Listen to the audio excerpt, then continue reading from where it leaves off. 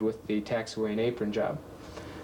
The paving operation associated with the runway taxiway and apron job will also take about 2 years and is due to complete in 1st of October 2 years from now in 1988. And so those are the two O&M jobs. Now the military construction jobs, the new constructions. Start with the largest job. That is the consolidated port facility. That will house the cafeteria at which the port workers will be fed. It will house the port administration operations, the admin associated with running the port. It will house some temporary storage of materials and port equipment maintenance, such as the forklifts and cranes and loaders and the boats. It will also provide a concrete marshalling pad for this temporary storage of materials as they come off and go on the ships. And it will finally involve a marine railway and slipway, which will have metal dollies, which will actually capture the barges and the LCMs and pull them up a railway for storage through the winter.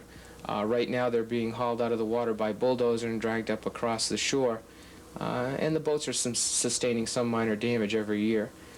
So I think in terms of port operations, I think this project will be a real boon to everyone involved with the port. It began about 2 months ago, is about 19% complete, and due for completion in November of next year, about a 1.5-year project.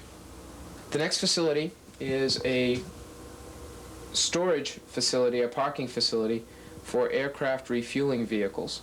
It will accommodate 4 of the large tank trucks that are used to refuel the large Mack aircraft.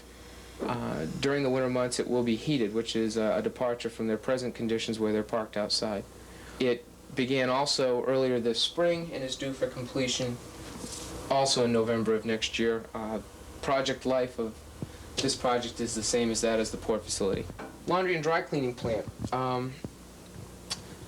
Again, the present facility is located adjacent to the Arctic Hotel. It's an aged facility that has outlived its usefulness.